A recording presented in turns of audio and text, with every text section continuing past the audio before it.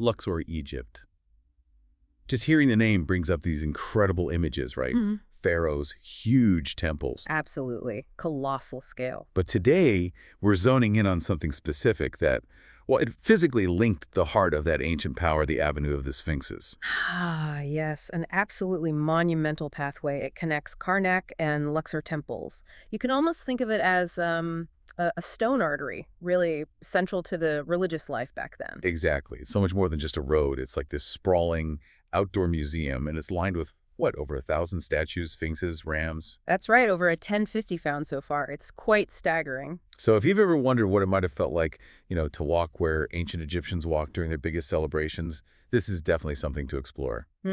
Our goal here is to really unpack its origins, look at the key features, and maybe uncover some of the fascinating stories sort of embedded in this ancient route. Okay, so building something like this, clearly wasn't a quick job. When did they actually start construction on this scale? Well, the initial groundwork, that actually started during the New Kingdom. But the avenue, as we sort of picture it now, it really reached its final form much, much later, under Nectanebo. Nectanebo, that's 30th dynasty. Correct, 30th dynasty. So we're talking around the 4th century BC. Imagine that generations really contributing to this one massive project. Centuries in the making, wow.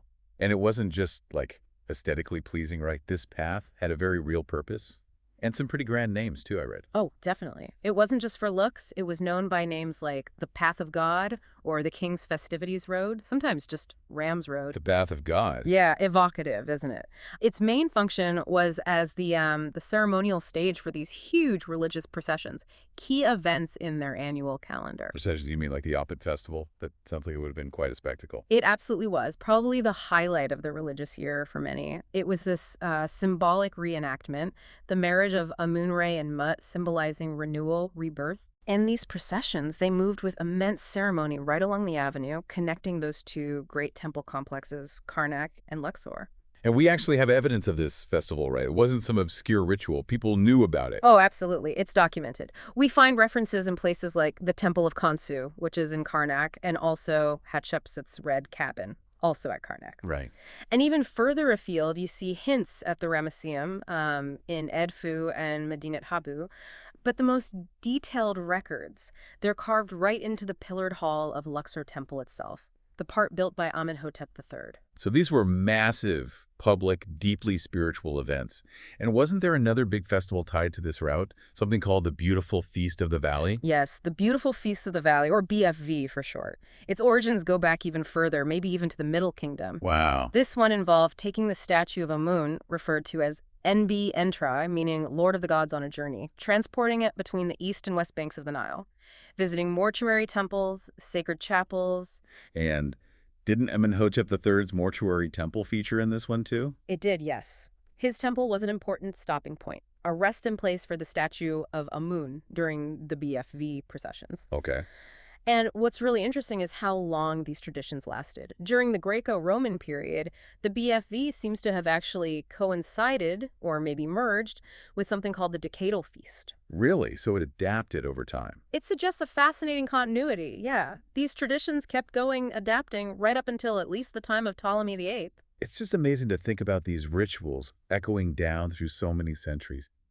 Okay, let's shift focus a bit to the silent witnesses to all this. The statues themselves, you said it's almost 3 kilometers long. Just under, yes. About 1.7 miles. And over 1,000 statues found. That's incredible. Are there likely more still buried? Archaeologists certainly think so, yes. The work suggests more could still be hidden beneath the sand and, well, the modern city in places. And they weren't all the same, were they? I understand there were different types of statues. Exactly right. We've basically cataloged 3 main shapes or forms. Okay. First, you have statues with a lion's body but the head of a ram. These are thought to date mostly to the reign of King Tutankhamun. Tutankhamun, okay. And they were mainly placed on the stretch between the main Karnak Temple area and the precinct of Mut, which is a very significant temple complex within Karnak dedicated to the goddess Mut. A ram's head on a lion's body. What's the symbolism there? Why a ram? Well, the ram was considered the sacred animal of the god Khnum. The creation god. Yes, often depicted as a potter god associated with the source of the Nile, fertility, creation. So a very powerful I've symbol. got the whole other layer. Okay, so that's one type. What was the second? The second type is a statue that's a full ram, just the ram itself. Ah, okay. These are thought to have originated during Amenhotep III's reign, but interestingly, the thinking is that they might have been originally located somewhere else within the vast Karnak complex and then later moved to the avenue, perhaps to enhance the specific processional way. So a conscious decision to bring these existing powerful symbols onto this main route. Makes sense. Yeah. And the third type. The one we probably think of most often when we picture Egypt. The Sphinx, exactly. The classic lion's body with a human head. These are the most numerous type found along the avenue. And these date later. Predominantly, yes. Yeah. They seem to be mainly from the reign of Nectanebo Kolo, which fits because he's credited with, completing the avenue. Right, putting the finishing touches on it. And the lion itself, in Egyptian belief, was a potent symbol of royalty and often represented the power of the sun god, Amun-Ra. So you have the power of the lion, the human intelligence. Okay. And you mentioned over 1,000 found, but I read somewhere that might only be a fraction of the original number. That's the current thinking, yes. It's estimated, based on spacing and fragments, that what we see today might only represent about a third, perhaps, of the statues that originally lined the avenue. A third. Goodness. Imagine seeing 3 times as many. The visual impact must have been overwhelming. Absolutely breathtaking, just rows upon rows of these guardian figures stretching out towards the temples. Incredible. And yet, this whole amazing structure just disappeared. Yeah. For centuries, buried under sand. How did we even find it again? Well, it was lost to time for a very long period. The first modern rediscovery, the first hint, came in 1949 near the Luxor Temple end. Okay. It was an Egyptian archaeologist, Mohammed Zakaria Gonaim. He unearthed the first 8 of these Sphinx statues. 8 statues. That must have caused a stir. Did that kick off more digging right away? It did spark interest, yes, but the excavations weren't continuous. They happened more in fits and starts over the following decades. More statues were uncovered in the late 50s, early 60s. Right. But the really systematic work, the effort to trace the entire route, that happened much later, mainly between 1984 and the year 2000. That's when the full path was determined. That must have been a huge challenge. I mean, Luxor is a living city. Modern life must have built up right over the top of it in places. It absolutely had, and that was unfortunately one of the complexities. Fully excavating the avenue meant that some modern structures, houses, even some religious buildings that had been built along or over the ancient path over the centuries had to be removed. That's tough. Yeah. A difficult decision, I imagine. A very significant and sensitive process, yes. Balancing the desire to uncover this incredible history with the impact on the present-day community. So after all that work, decades of digging, restoration, the grand reopening was actually quite recent, wasn't it? Extremely recent in historical terms. After nearly 70 years of this intermittent work, the fully restored avenue of the Sphinxes was officially reopened. It was November 2021. I remember seeing footage of that. It looked spectacular. It was a huge event, a grand ceremony. President Abdel Fattah al-Sisi was there, and the restored road itself now has this beautiful sandstone pavement trying to evoke its ancient grandeur. And the reopening wasn't just about showing off the restoration, right? There were broader goals. Oh, definitely. A major aim was to really cement Luxor's reputation as the largest open museum in the world. And of course, to revitalize tourism after some difficult years, offering this incredible, newly accessible experience for visitors. Largest open museum. That phrase really sticks. It puts the scale of Luxor and this avenue as its spine into perspective. It really does. And the significance goes beyond just the size and number of statues, doesn't it? It's just drenched in symbolism. Absolutely.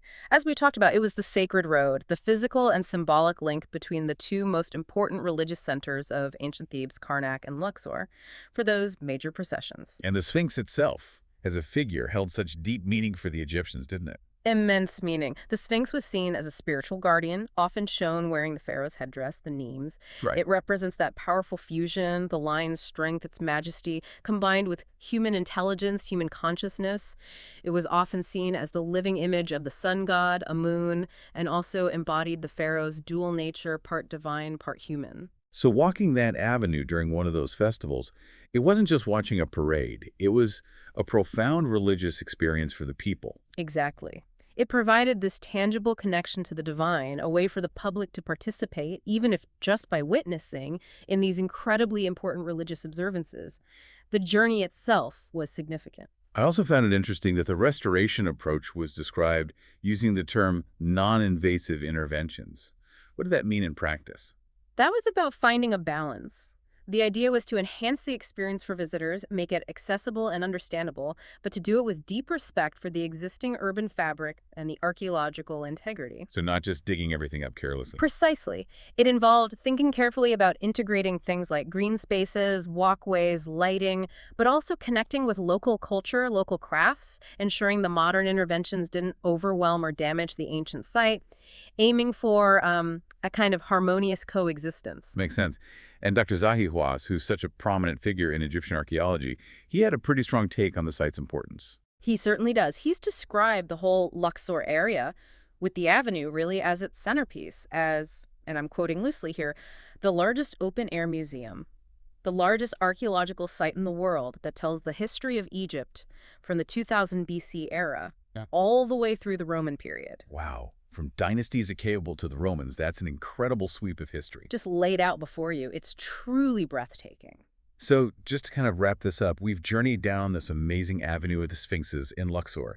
We've touched on its ancient beginnings back in the New Kingdom, the sheer number, and the different types of statues guarding it. Its vital role in those spectacular religious festivals, like Opet and the beautiful Feast of the Valley. Then how it was lost for centuries under the sand, and its incredible rediscovery and restoration, culminating in that grand reopening just a few years ago. It really stands as this tangible link, doesn't it? A connection to the religious heart of ancient Egypt, to the power of the pharaohs. It really does. And it just invites you, doesn't it, to imagine walking that same path. 3,000 years old, flanked by those silent watching statues. Thinking about the countless processions, the rituals, the people, it really gets the imagination going. Makes you wonder, what other stories, what other connections to that incredible past might still be waiting just beneath the surface, ready to be uncovered?